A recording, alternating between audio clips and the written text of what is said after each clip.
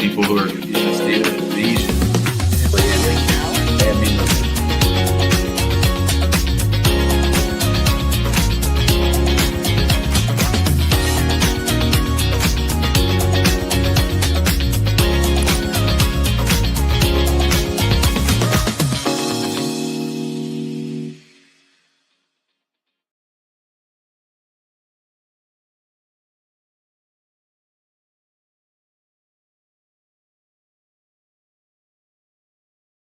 Welcome back to the Immigration Answer Show. My name is James Oliver Hacking the Third. What's going on? How's everybody doing? Today is, I don't know, shit. Today's April 30th, last day of the month, last day of the fourth month of the year. How's everybody doing? I'm in St. Louis. I'm in the studio. I'll be here for the next hour trying to answer as many immigration law related questions as I can. We had our firm meeting today. Always fun. Get everybody on the Google Meet. We had all of us here just about, and I was telling the team how proud I was of them, all the work that we did this quarter, especially on behalf of international students who are getting screwed by CVIS. I got the transcript of a hearing from yesterday, and it doesn't seem like DHS and ICE have many good explanations for why they screwed all those international students and put everybody upside down, causing them trouble and stress. Of course, that's a feature, not a bug. That's them doing it on purpose. Oh, I guess I need to put I guess Hina's not here. Okay. Let me turn on Twitter or TikTok over here. Let me get the link. I guess I'm on one-man show today. Well, I am good enough. I am smart enough, and doggone it, people like me. All right, here we go. Here's the link to get in the waiting room. All right, since it's just me, I'm going to get this party started and say big ups to all the yardies. And let's say hi to GFW. Hello. Hi, good afternoon. Hello. I spoke with you last week sometime, and I'm still too nervous to say anything, so it is what it is. But I have a quick question for you. I have residency since '96, and I've renewed. I'm coming up for renewal, and I'm trying to consider if I should go for citizenship. My question is, what do you mean by look back? Well, I mean, not to be alarmist, but the one little phrase or thing I think about is, citizenship is always their last chance to, I mean, not the last chance because they could try to denaturalize you, but really it's their last chance to take away your immigration benefits. So, look up is a fair thing. I mean, they're looking up all the way back to when you applied for your visit visa. Okay. Gotcha. And then when you have the, you said in any case that you take on, you do the FOIA, I think it's called. That includes everything. Well, I mean, they redact stuff, but yeah, I mean, yeah, we can, if there's something that a client thinks that we should look for, we will do our best to find it before we file so that we don't put the client in harm's way. Okay, I appreciate that. So the other question is, I know you're not in my area. I'm in South Florida. So I'm wondering how the representation would be. Do you have connections here in Florida, or somebody from your office would physically be here in the event that there would be an interview? Well, there's always an interview on an N400. So yeah, it would be one of us most likely that would attend. Yep. Okay. All right. Thank you so much, Jim. All right. Thank you. Have a good day. Bye. All right, that's our friend GFW. I always know it's her because I think DFW. And by the way, I'm going to Dallas. I got a damn interview in Dallas of all places. Actually, I don't mind the Dallas field office. I sort of like it there. They're pretty efficient. Joe is here. Hello, Joe. Hi, Jim. How are you today? I'm great. How are you doing? I'm doing good. Thank you so much for how you do. What's up? Yeah, I spoke with you, I think, about 2 weeks ago. So I just have a follow-up question, and I would like to just ask. I'm on F2. I didn't mention this to you the last time we spoke. I'm on F2. I had filed for EB1A, I140, and then I have these criminal charges, peddled against me because a dealership I bought car from wouldn't give me my title, and I went to their office. I remember we talked about this. What's the question? Good. Now, my question is this. As a follow-up, my attorney got back to me yesterday and told me the prosecutor is willing to drop the assault charge and leaving the disturbance of peace on for us to battle with. So I'm just curious that in the event it remains like this, do you think it's a good idea for me to go ahead and respond to you, SCIS, with that charge still on me? I mean, the disturbance of peace. Would that be a ground for inadmissibility, or what do you think? Well, of course, whenever we talk about criminal law and immigration law, you've got to consider the law of the state and all this stuff. But disturbing the peace is generally a very, very, very low level crime, usually like a low level misdemeanor. So I seriously doubt that this would have any ability on the possibility of you getting a green card. Okay. So if the assault is removed, I can go ahead and respond to them and go for the fingerprinting, right? Well, I mean, I believe that before any immigrant pleads guilty to a crime, they should hire an immigration attorney to figure out the immigration consequences of the plea. But if it's like no fine, no possible jail time, then I think you might be okay. But I'm not going to tell you that here without doing the analysis, without looking at the statute. And we don't offer that as a service anymore because I don't want to research case law. We got too many cases to be dealing with people's immigration stuff. But disturbing the peace, I mean, up here, disturbing the peace is a municipal offense. It's not even a state charge. So, that's all I can say about that. To me, I think you're missing the bigger question, and that is, Jim, do you think someone on an F2 is going to get an EB1 green card? And I mean, who's right? Did your I-140 get approved? Not yet. I'm at the stage of getting the approval. That's the challenge we have. But who says it's going to get approved? Like, who did a lawyer file it, or did you file it yourself? I self-petitioned actually, but I know a couple of guys who were on F2 and were able to file. Well, who's going to write? Who wrote letters of recommendation for you saying that you're exceptional? Oh, I had recommendations from previous superiors I'd worked with and other colleagues. No, you have to figure out who are the top dogs in your industry that you don't even know, and they are the ones who write a letter saying not only are we exceptional, but Joe is too. So I don't know. I'd be focusing. I mean, it's great to get rid of the assault charge. It's great to knock it down to disturbing the peace. But at the end of the day, if your letter writers are people that have supervised your work or that you've worked with in the past, I think that's a loser. All right. I get your point, actually. I got about 10 of them. Of course, I had other guys I've never collaborated with, just neutral guys in the industry that I reached out to and give me some letters to. Okay, so you don't have to tell me your industry, but let's just say your industry is, minerals or like chemical, something like chemical engineering. Let's say it's chemical engineering. You have to find the people in the United States who are the most highly regarded, like out of the top 20, you have 4 or 5 of the top 20 chemical engineers in the country who take a look and review all of your credentials and say that that you're a top dog in that industry, that you're like them in the top 20. If that's not the case, this case is going to be denied. So I hope you're not relying on that. And now you've demonstrated immigrant intent. So that's going to make it hard to get any other non-immigrant visa petitions. And everything I just said would be true whether Joe Biden was president or Donald Trump. The fact that Donald Trump is president means what I said is even more so. All right. I got you. Good luck, Joe. Thank you so much. I appreciate it. Bye, buddy.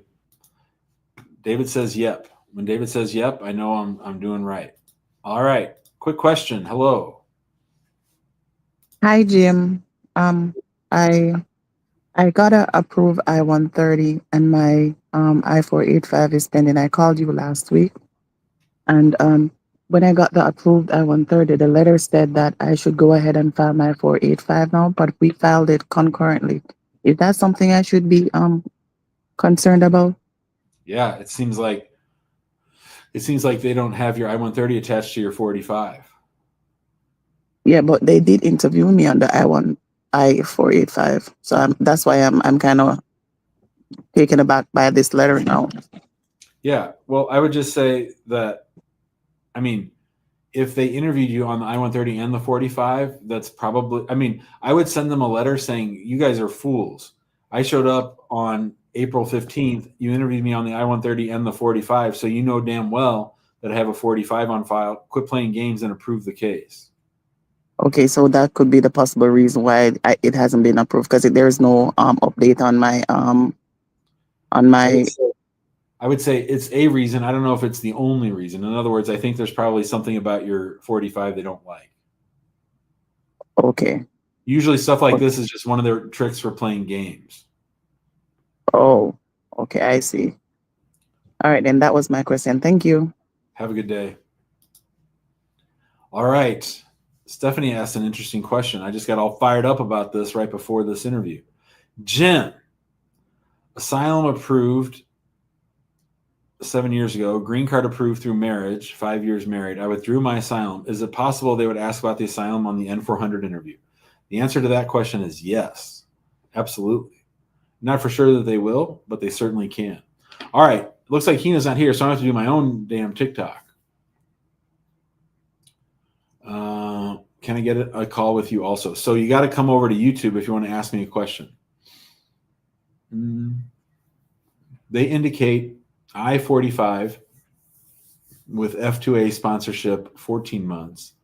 I've been waiting 25 months. Can you help? Yes, Jamal, I can help. Send us an email and say, this is Jamal. I was on TikTok with Jim, and we'll go from there. Okay? All right. How can I call you? You got to go. Oh, somebody's got their interview tomorrow. What's that about? Let's see if we can find out what the interview is about tomorrow. ABC, where is it? Oh, I don't see it. Hey, let me know what kind of interview you got tomorrow. We always like to hear about interviews. And we've got a lot of videos on what you can expect at your interview. All right, I'm going to go to Saki and then Naija, then Sela, then Saul, then Amadou, but Amadou's got to turn his camera off. Saki's here. Hello. Hey, hi Jim, how are you? Great. Okay, I have a question. So I had a marriage-based green card interview, but we never received the interview letter, and they said we did not show up, and they denied our case. So, Wait, what? Say that all again? so they told that they sent an interview request, but we did not receive the mail. Okay. Okay. So, Um, so I, so I'm not sure if I have enough documentation to reopen the case. So we are thinking on refiling. So when so did you move at all since you filed your I-130 and 485? yes, we moved, and whenever we moved, we updated the address. And do you have proof of that? Yes, You have proof that before they issued the interview notice that you updated your address in USCIS with the Yes. AR11. Okay. yes, Did you move from one field office area to the other, or was it like just a small little it's move? Atlanta to a nearby town. What'd you say? Atlanta to a different town in Georgia. Okay. So still the Atlanta field office. Yes, Okay. And how long ago did you get the notice saying you didn't show up for your interview? 20 days back. 20 days back? Yeah. So as soon as we got that notification, my wife called USCIS and they told that they would put us back in the queue, but they did not put us back in the queue. They just sent the denial notice. Okay. And when you say you have proof of the AR11, tell me the proof that you have. Like email or the I went online and updated. So when I updated, I took a screenshot of it when I Okay, updated. Perfect. And the address that you gave them was the right one? Yes, the house Of course. we bought a house and moved into the house. So Of course, my favorite thing is somehow magically the interview notice didn't come to my house, but the denial notice did. Like, no shit. Yeah. Like the denial notice went to the address you updated them to, right? yes, Okay. So here's what I would say. And did they approve the I-130 or no? no. Okay. So I would not refile. I would do something different. Are you ready to hear it? Yes. So I had an identical case in Atlanta, and this is what I did. And it wasn't a case I filed, but somebody came to me. It was actually for her son who had married a U.S. citizen, and she hired me. And instead of refiling or instead of filing a motion to reopen, they hired me, and I wrote a letter to the U.S. attorney in Atlanta and to the field office in Atlanta and said, hey, you fools, they filed living at address A. They updated their address to address B. They have proof that we notified you, and here's the proof. and you denied the case wrongfully. And if you don't reverse this and reopen the case within like 30 days, I'm going to sue you. And like in 2 weeks, they put the guy back into status and got him his interview. So if I were you, that's what I would do. It would save you money on an actual lawsuit, because I really only charge about half, like it's $3,000 instead of $5,500. I don't do it all the time, but when it's something really, really stupid and really, really clean, now that I've sued them 2,000 times, they take me seriously when I tell them I'm going to sue them. So I don't threaten that often. But on something like this, like, you shouldn't have to pay all that extra money just because they're idiots. Got it. And I have one more question, Jim. So I'm on H1B. So there is a question in I485, like if I have violated my non-immigrant visa. So I recently got to know I changed my end client, but my employer did not file a new LCA ever. So would that be a problem for me? Are you married to a U.S. citizen? Yes. It's all forgiven. Okay. Thanks, Jim. Those are the questions I have. Bye, Saki. See you, buddy. See you. I'm a newly admitted U.S. attorney. Any advice on getting a first job as an immigration law attorney? Newly admitted attorney in the U.S., Eva says. Any advice on getting a first job as an immigration law attorney? Yeah, I would say find an immigration law firm that does good work that you admire and see if you can get a job there. For us, our biggest criteria is, are you an immigrant? Do you love an immigrant? Have you lived overseas? Like, those are our big things. Now, we hire people that have no experience, but I would maybe think about even volunteering for a while or doing something at a low level, low risk to the employer. That's sort of what I would be thinking about, Eva. I would have tried to do a little bit of that while I was still in law school. But of course, yours truly did no immigration before he opened up his immigration practice. So what do I know? All right. Naija boy, hello. Hello. Hi. Good afternoon. Good afternoon, Jim. Long time listener, first time caller. Oh, that's my favorite.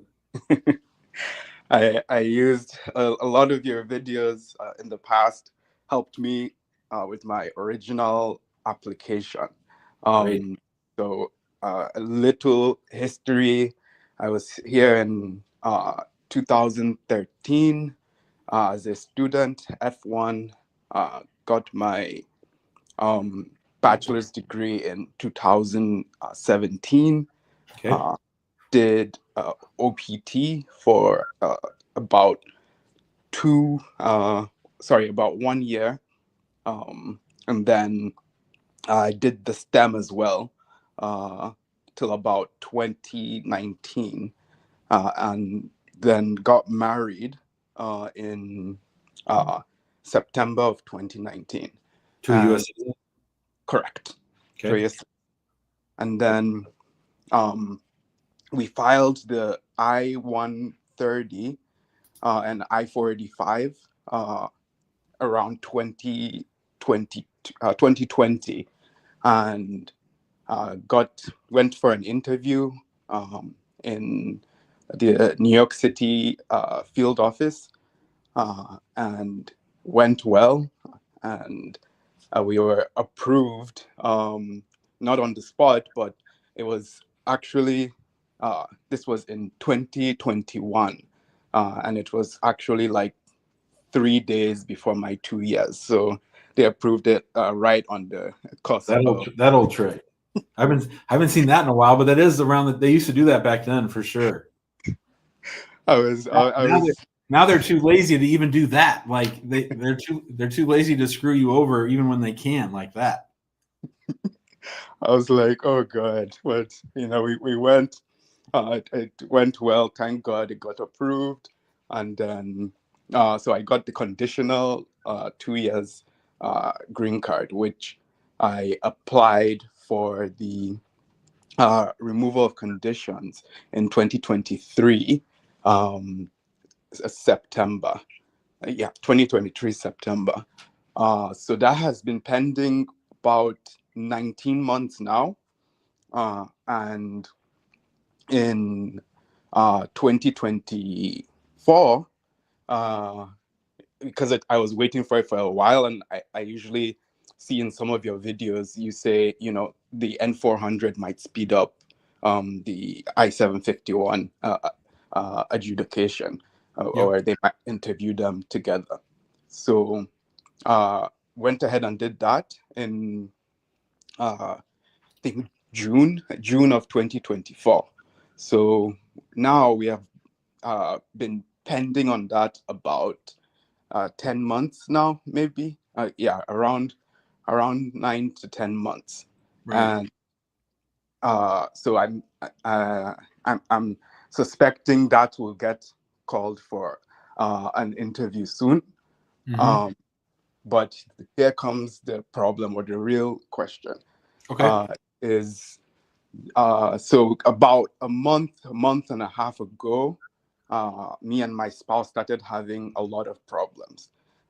So it's been very rocky, is how I would say it. And you know, it's been, you know, we're still together, but you know, she'll like about a month ago, she went to stay with her mom, and we're kind of, you know, not on the best of terms right now. Okay. So I'm just trying to kind of see all the different possibilities. So, for example, would it be a good, so the first question would be, would it be a good idea to just withdraw the N400? Because, you know, for this, the marital union and the fact that there's been problems. I know you always used to say if there's any kind of problem, even a little bit, you should consider just withdrawing it. And I know that, you know, I'm going to qualify under the 5-year rule in about a year or so. It's not something that, you know, I have to wait forever. So is that something you would do? So I have some questions. Yes. Has anybody moved out yet? No. Okay. You know, a lot of times when the situation arises, I always talk about red light, yellow light, green light. When it comes to your spouse, a red light would be they're going to try to keep you from getting your citizenship and your 10-year green card. Yellow is they're going to stay out of it, and red is they're going to try to screw you over. What would you say? I would say yellow. Yellow. Okay. All right. So, I mean, so if your citizenship's been pending a year and 10 months, that means your 751's probably been pending what, almost 2 years? Almost 2 years. Yes. Yeah. So, so then you have to ask yourself, you know, what's going to happen? I mean, if you're going to go to therapy and try to make it all work out, and this marriage is going to keep going for another 6 or 7 months, then I think you just sort of let it go. But if you think that there's any chance that someone's going to move out or someone's going to file for divorce in the next 6 months, then I think you need to think about how do I protect myself and file my own 751. Okay. You know, but then you're going to need to have the divorce in hand or at least on file. Okay. And, you know, then you would file a new 751 on your own, which I always think is better than relying on a shaky spouse. Okay. And then depending on your answers to those questions, then I would probably most likely just withdraw the N400. Yeah. Okay. So, yes, the way I'm feeling now is really that there is a good chance within that 6 months things could fall apart. And you know, I think one thing I was very worried about was, you know, when withdrawing that N400, does it have any negative consequence on the other underlying 751 So the that's factor? and that's why I asked all those questions first, because I think you are wisely taking a global view and looking at your whole immigration package, if you would. You know what I'm saying? Yes. So I would say that if I'm you and you're pretty sure the marriage is going to end, I would go talk to a divorce attorney. I would get my new 751 ready to file.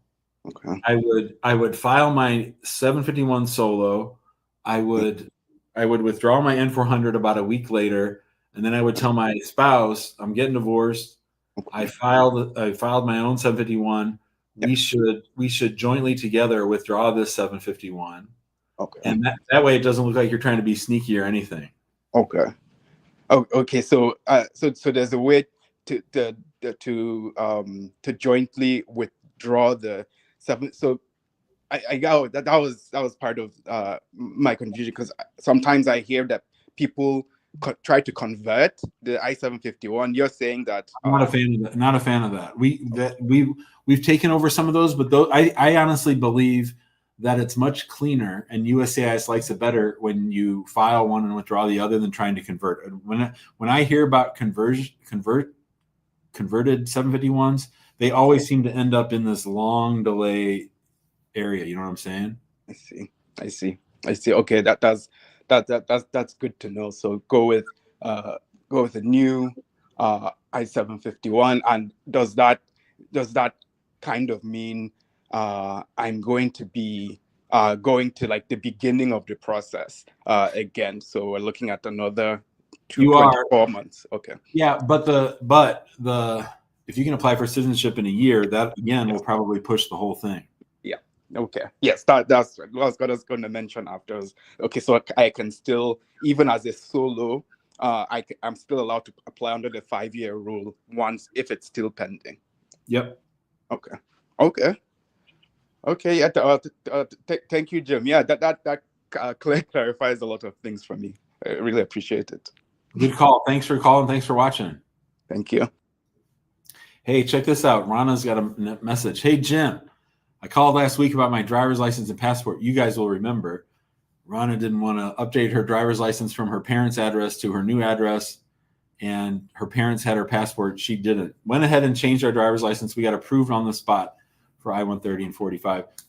Thank you for your help, and sorry for making you mad. I did get a little bent out of shape. That's probably more on me, Rana, than anything. I was a little crabby, and we were fighting with the government last week, so I wasn't in the best of moods. But in any event, we are very happy for you. I'm very glad you got your green card, that you got approved on the spot. Everyone said Jim wasn't mad. He just wants you. He loves us all, and he just wanted you to win. That's true. To me, I say this to my clients, and sometimes they get mad. Yeah, you're my client who's paying me. You're my client who's sitting across from me, but really my client is getting the case approved. So I'm sort of obsessed about getting the case approved, and I do get bent out of shape when I tell people how to increase their chances of getting approved, and then they don't want to listen to me. But I do have 4 kids, all of whom have been teenagers, and I sort of get it. And I've been a teenager, and I've been stubborn. So anyway, Rana, we're very happy for you. Congratulations. All right. TikTok. Is there anything you can do to speed up the process of a CR1? Well, sure. If it's an adjustment case and it's been dragging on, we can sue for that. If it's an overseas case and there's been an embassy interview, we can sue on that. Hi, Jim. My friend received her interview notice but hasn't received any work permit. Is that okay? Yeah, that happens. We've been telling people pretty much don't file for advanced parole. That's expensive, and you'll probably get your green card first. But there are people getting their green cards before they even get their work cards. Mashup Manda says, "Is the IRS corrupted? Is the Pope wear a funny hat? What am I doing?" All right, Saul is here. Hello.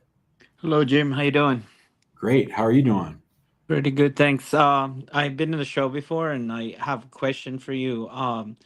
So my husband got his I-730 approved last year, even though he had pretty much permanent bar because he crossed and got caught. It was expedite removal and then come back. And we had 2 interviews for his I-730 application, but thanks God he got approved in December last year. So now we're kind of like we're aware that he needs a 602 waiver to adjust for the Right. green card. Yep. But now this is what I'm calling is because we're a little nervous whether we want to like from one hand we want to do apply for the green card when the time comes, you know, to do the green card and the waiver. But would that also give then a chance to go back and take the asylum remove? So I don't know. What do you think? I think it's a great question. I would say, when can he apply? It'd be in December of this year. He's thinking about applying. Yeah. I think we're gonna wait the full year just because we want to make sure that they don't have anything to reject or there more stuff to look into it. I would say two things. Number one, before you apply for the green card, you should FOIA everything you can from CBP and from USCIS and from the immigration court, from every agency you can. Like, you can even do that now. But as far as applying, that is not a decision I would make now. Like, if you were asking me right now, if the year were up now, I would say no way. Not the way things are going in immigration right now. I would propose we wait until about halfway through the Trump administration, this current administration, and then figure out what we want to do. Okay, I understand, and that's what I've been thinking too. They would rather wait a little bit to see how things go, because right now I'm pretty sure if he applies, he will be one of those persons that they would like call him in an interview or something. And the other thing is that, you know, like, we're a little worried. Like, would there be any chance that they can do the waivers, like not allow waivers anymore, or that's not even Waivers are statutory, I think, and so that would involve changes to the law or changes to the regulations. And between you and me and the wall, they're sort of too lazy, and they haven't been doing the hard work of trying to get legislation passed or regulations changed. They're just doing all these stupid executive orders. Okay, then the other concern we had is, like, you know, like about the, let's say somehow they get to not validate like the same-sex marriage. So if that happens, he wouldn't be able to apply, right? If by any chance they take that away. That is possible. Yep. Yeah, because he got the asylum through me. So but now he's a asylee. So I think that now, technically, as an asylee, he's on his own and doesn't need the marriage for what immigration benefits he's going to apply for next. Okay, that's good. So I guess that's a little better, because it makes me feel a little more comfortable waiting, you know, because it was kind of like, I was like, I'm scared of like applying how things are right now, and at the same time, you know, like, I'm worried that the laws would change so much that he wouldn't be able to apply for the green card after. Okay, but thank you so much for your answer. Appreciate it. All right. Okay. Thank you. Have a good day. Bye. All right. That was Saul. Let's go to Amadou. Hey, sir, how are you doing? Are you driving? I'm pulling right now. Okay. I just have a serious question. Something happened with me today, and I'm worried about it. I'm about to apply for my citizenship like 5 days from today, and I went to a gas station, a quick trip today, and I was getting a coffee. But I have a lot of stuff in my mind. I forgot to pay for the coffee. And I just grab the coffee and I get out. So that gas station, they know me very well. I mean, I usually fuel my car on my truck from over there. I have a semi-truck. I usually fuel from over there. They call police and they issue a warning, trespassing warning against me.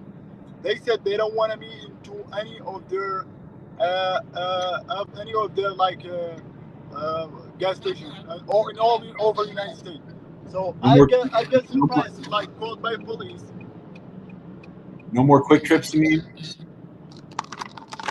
The police knocked the door on me today, and they handed me the paper, the warning, and they told me you're not allowed in any quick trip and all over the US. I told me this is a crime. They told me no. This is a citation. They told me no. They just have a warning with us. They have it, and we have it. So I advise you to not go to any quick trip. If you go to any quick trip, we will come and arrest you. I was about to apply for my citizenship for next week. I just want to know if I should apply or not. Yes, you should. This is just a warning. In the warning description, there is That is that I grab a coffee and I did not pay for it. Like they making me steal. I tried to contact them in front of the police, and they said they don't want to speak with me because this lady, I had an argument with her a while ago in the gas station. I came over there to fuel in my semi truck. You know, for a truck driver, they usually get a truck stop. They usually give him a free coffee after they fuel, and I'm used to that. So I just grab a coffee and I told him, hey, ma'am, I grab a coffee. He told me you have to pay for it. I told her just fuel like 40 gallon with me. She told me with you. She told me no, you gotta at least fuel 55 gallon or pay for a coffee. I told her that's weird. I never heard about anything like that. All truck stop they give you shower and coffee right away after you fuel. And I paid for it and I left. She didn't like the argument. So today she got a big chance of calling police on me. I forgot. I went over there. I'm thinking about a lot of stuff, and I grabbed coffee, and I just was thinking. And it's very hard for people to believe you. They thought you're stealing. Sometimes some stuff, so even stuff happening with me. I grabbed my own keys, car keys. I was about thinking about a lot of stuff, and I forget that the keys in my hand, and I went out looking for the keys, and the keys it's in my hand. So Why are you fighting? Why are you fighting with people at the gas station? I did not fight with her. I just told her that all the truck stop, they give driver free coffee after they fuel. That the only truck stop they don't do so. So she can hold that against me.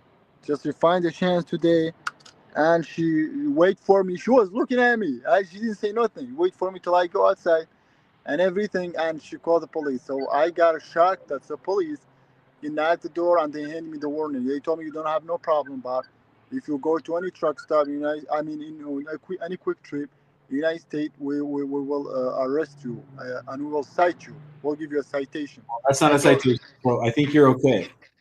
So you think that I'm okay? Mhm. Because I'm worried with Trump and all this stuff.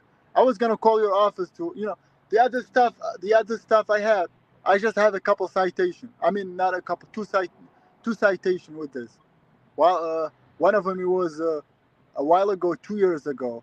I was driving with a permit without driver license, and I get a driver license yet. I just have a permit, and I was driving to work, and the police stopped me and they give me a side ticket. I think $240, and I paid off. I didn't go to the court.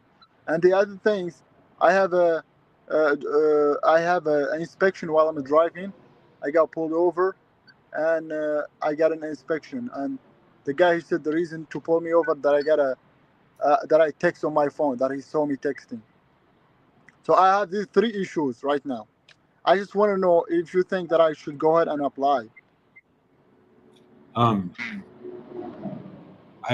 Nothing you're saying so far has worried me. I'm just more worried about you fighting with people at the gas station, and you already knew there was an issue with you and coffee, and why you would then walk out of that same. No. Yes. I did not go over there. I didn't. This is a while ago. The first time happened. The reason they call police today. I came over there 4 a.m. in the morning to fuel for my truck. I don't have any problem with them at that time. This is 6 months from now. This issue only happened today. So I told them that all truck stop they give free coffee after you fuel. Okay. But today, Amadou, it's okay. I got other stuff to talk about. This has gone on way too long for a thing that's not even a citation. I gotta go. The guy's not listening. He's gonna get in a fight with somebody, and he's gonna get his ass kicked because he's looking for a fight. He's walking around looking for a fight. He was fighting with me. He goes into the place where he knows they're mad at him about his philosophy about getting free coffee, and then they call the cops on him because he walked out without paying for coffee when he knew that this was one of the places that doesn't give truckers free coffee. I don't know, man. I don't know. Amy, hello. Amy, you're on mute. Amy, hello. Are you there? Hello. Sorry. Hi. It's okay. Hi, how are you, Jim? Good. Thank you for doing this. Sure. I love your show. Thanks. So I'm gonna give you two names of imaginary friends. These are my favorites. Okay. Okay. Let's say Maria from Mexico and Zach from the United States. All right. They got married 10 years ago. Zach is very abusive. Maria is a DACA recipient. So Zach was abusive. They had 2 kids though. They have 2 kids now, a 6-year-old and a 4-year-old. But throughout their marriage, that she tried to fix it. She tried, to forgive him every time, and he kept being abusive. Finally, she got a divorce 2 months ago. He never wanted her to file for I-130, so she wants to apply for a VAWA. She never reported him to the police. Like whenever he was physically and mentally both abusive, but she was scared of him. She never reported him. So I'm helping her out with her case. So one of the things we're doing is she goes to a therapist, and a therapist specialized in trauma, to write a report about her PTSD. And her kids go to a therapist, and like the therapist evaluates them and their mental well-being, and we will include that in the application. Is that enough evidence, since there is no police report, or like what else should we do other than the specialist statement? I'm very sorry this happened to Maria. How long did the abuse go on? 10 years. And she doesn't have any documentation of it. Yeah. That's tough. It's gonna be a tough case. Other than like we can do family statements and friends statements that she went to and talked to them about what happened throughout the marriage. Yeah, it seems like a weak case to me. Okay, what would you do to strengthen it? But it doesn't. I don't have a time machine, so I don't think that I can. And are you her friend or her sister? Why are you helping her? Why doesn't she have a lawyer? She doesn't have the money to hire a lawyer. All right. Well, good luck to her. Thanks, Amy. All right, let's go to Alex. Hello, Alex. You're on mute. Hello, Jim. How are you, buddy? Great. Very nice watching your show. Thanks for having me on. Sure. My family and we entered the U.S. On a B1, B2 visa while having an approved I-140 with a perm and like EB2, non-NIW. And we filed for adjustment of status 4 months afterwards, and we're just wondering. We haven't heard from them since. We had the biometrics, but we're waiting for the work permits and a green card, and we're wondering. Would they require an interview in such a case for the green card? When did you enter the United States?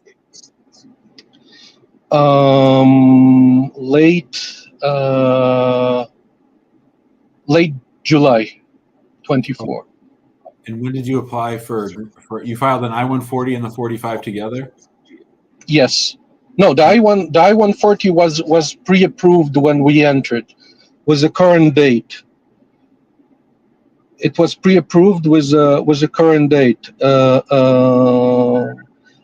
and we filed it on, let's say, end of November last year. You filed for adjustment in November of last year. Yeah, and we went through the biometrics, the medical exams, everything, but haven't heard from them since. The visa that you entered was a B1, B2 visa? Yes. When did you get that visa? Oh, a long time ago, like 10 years ago. Well, it'd be less than 10 years because nobody gets visas longer than 10 years, right? Yeah, but we had it reapproved. So that's what the most recent visit visa. When was it approved? Oh, I think 4 years ago or 5 years ago. And after that, did you enter the United States? Many times, yeah. Okay. And when you came through customs this last time, what did you tell them was the purpose of your visit? The purpose of my visit, I told them the truth. We went for like a trip for my family to see where we're thinking about moving, and for me, like, to have business meetings. And afterwards, there were some circumstances with situation in my home country, and we decided to stay.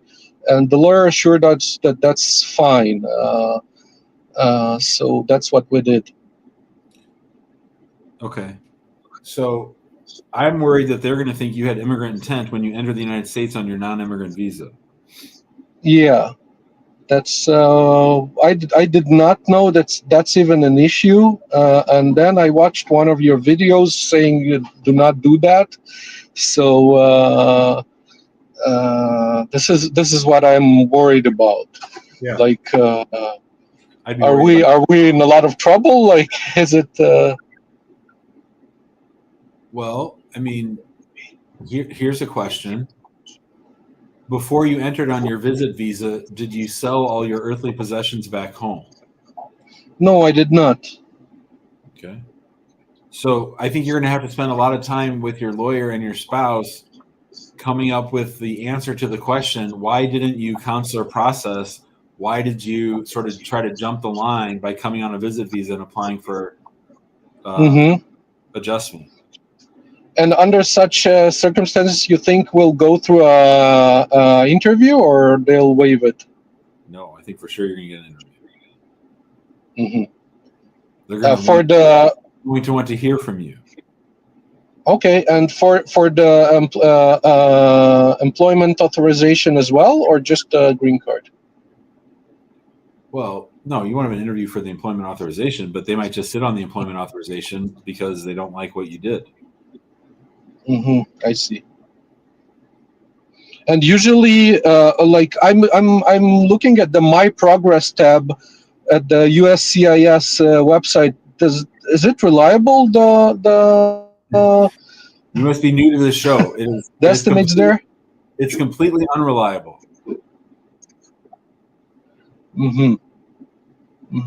And usually, like, almost 5 months have passed since. Does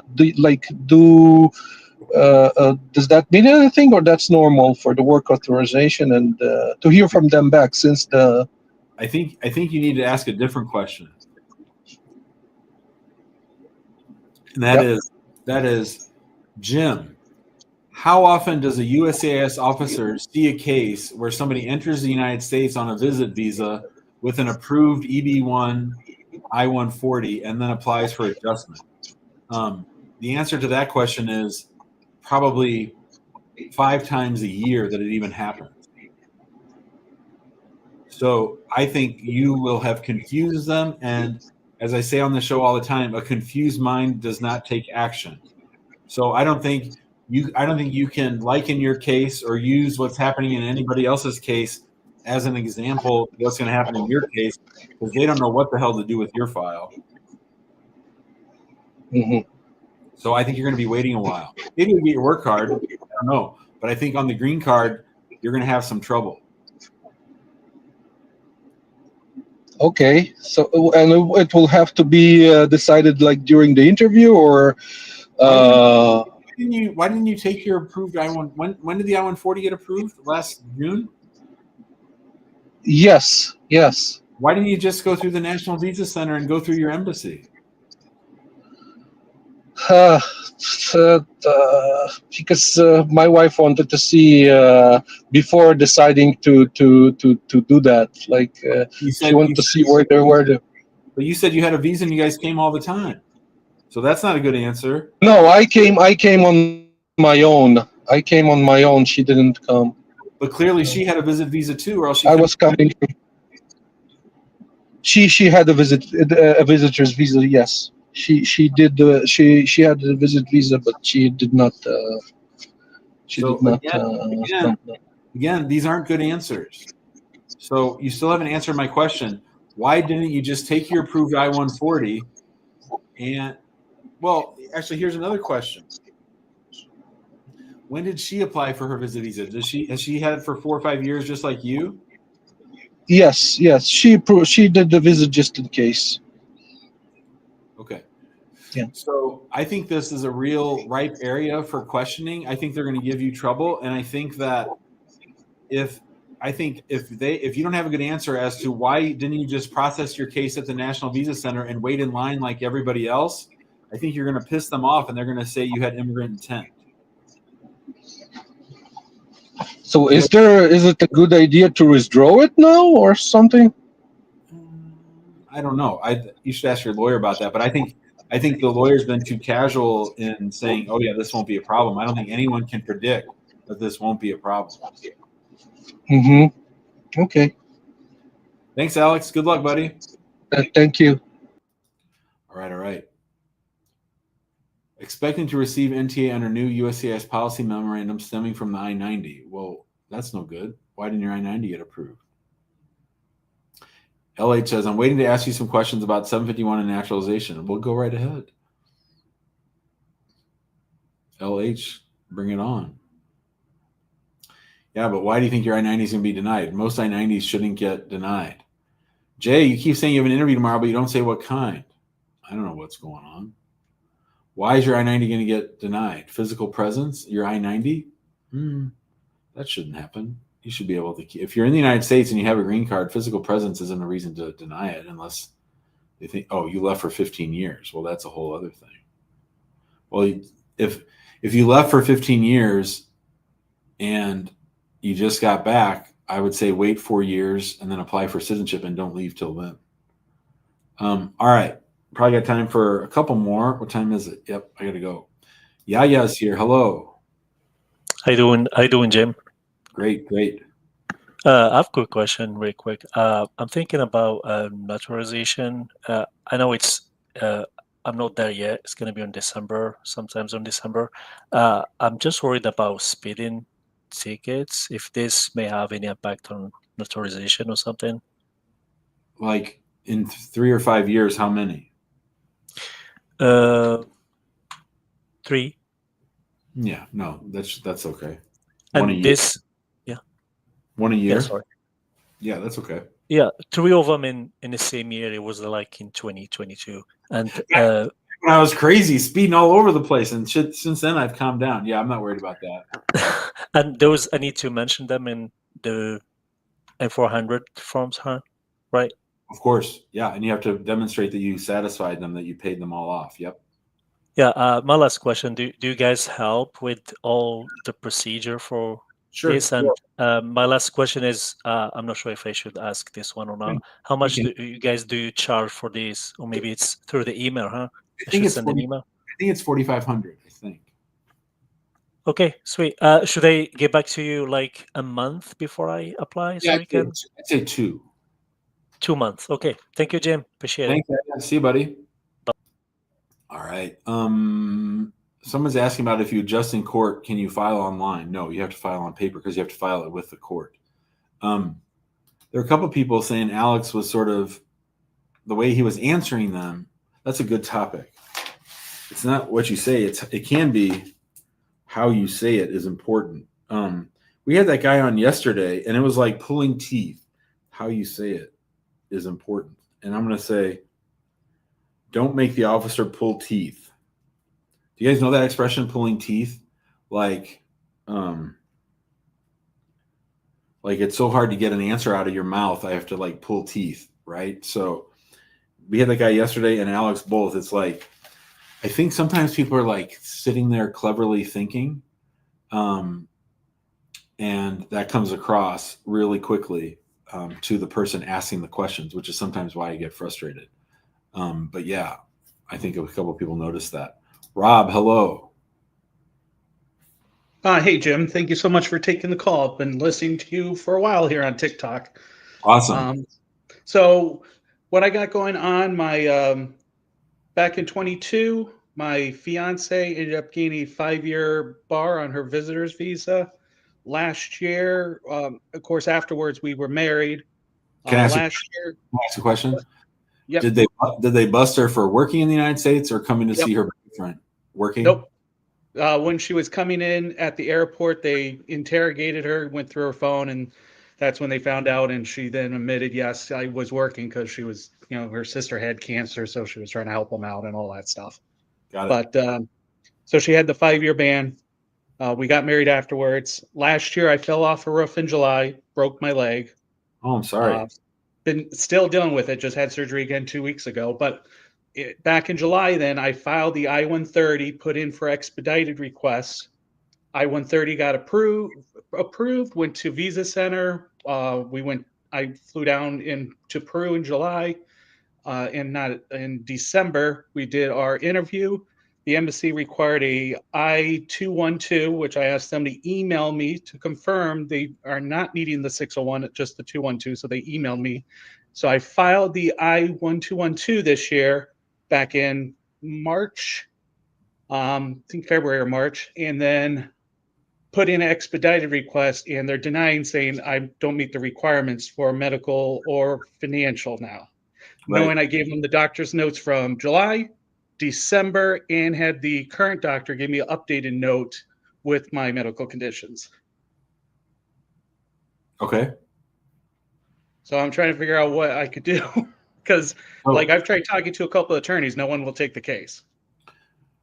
Well, no one will take the case as far as your request. They say it's too complex. Oh, it's not too complex, but here's why I wouldn't take your case. They're not going to expedite it. Knowing that they've approved the expedited before on the other forms? Doesn't mean anything. Yeah, no, I mean, we have had caller after caller on the show talk about their dying mother, their dying father, or them needing to come back to get treatment. The agency doesn't care. So, we don't file expedite requests in our office because they just don't get approved, and it gets everybody's hopes up. So I wouldn't take your case just because I think that you have to understand that a 212, I mean, they're in no hurry to help someone who they feel like they deported get here faster, right? Correct. So, I mean, I think you could do everything humanly possible to try to get them to expedite your case, but I don't think they're going to. So it's basically waiting the 36 plus months or whatever it is for the I-212 to get approved. And then after that, you have to do the waiver. Yeah. Mm-hmm. Okay. I appreciate your time. Thanks, Rob. Yep. See you, buddy. All right. I was going to end the show, but there's somebody named Corey who I'm going to take off his last name so it's not on here, and he needs to turn off his camera. Corey, I'm going to take you real fast just because it sounds like you got a urgent situation. Go. Hey, thanks Yep. so much. Yep. My spouse was studying abroad in Italy, requirement of his last semester of college. Previously, he had been pickpocketed and his green card was stolen. It has since expired, but we've also submitted the I-751 and the N400 and gotten the receipt notice with the 4-year extension. So if he were to have his expired green card plus that letter, he would be fine. But he has the stamp, I forget what it's called, in his passport from when he lost or when the green card was stolen. The foil? Yeah. That has also since expired. So he was supposed to fly home yesterday, but the airline, this has nothing to do with the government or any government, the airline would not take his the letter from USCIS with the 4-year extension and the expired stamp in his passport. We filed an I-90 for a replacement. This is 2 years ago. Of the green card, and it was denied because we were about to file the I-751, and they said it's too, just wait for the I-751, it's too soon. That's the gist of it. When was the last time this person was in the United States?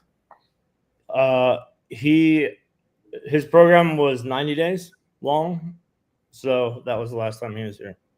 90 days ago? 90 days ago, and for the years and years before that we've been married. He's been When was the last time this person was in the United States? 90 days ago. Okay. And when they left the United States, they had a green card or a physical expired green card with them, or they did not?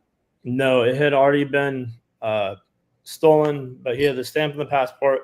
He had traveled in and out of the country many, many times with what he has now, with no problem. He does still have a valid visitor visa. He came on an F1 visa, but he does not have the. It's a border crossing card. I'm sorry. Does not physically have that with him, but I suppose I could mail it to him if necessary. They're not going to let him enter with that if he's in Italy. So he left the United States with the I-551 stamp in his passport. When did he get the foil? It was a year and a half ago or so.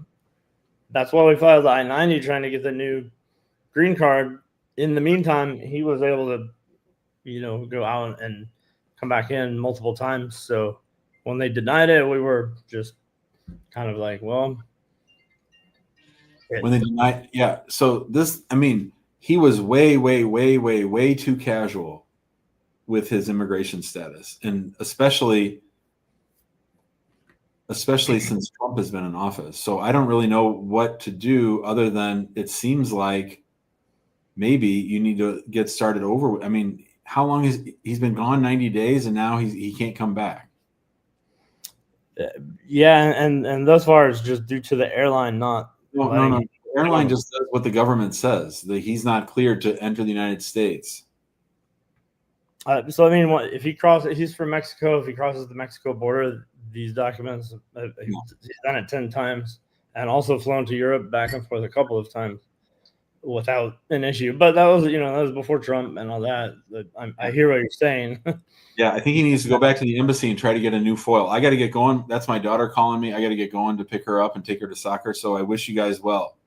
Okay, thank you for taking my call. That was kind of the track we're going on. So, yeah, just hearing that from you helps. I appreciate it.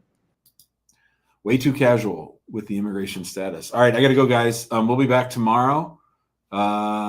He put up what time? I think tomorrow is at 12:30. 12:30 tomorrow, May 1st, May Day. Get out there and march, all you little socialist communists. Big ups to all the arties. Have a good night. Bye, guys. I'm great about that, other than trying to help people who are in a state of invasion.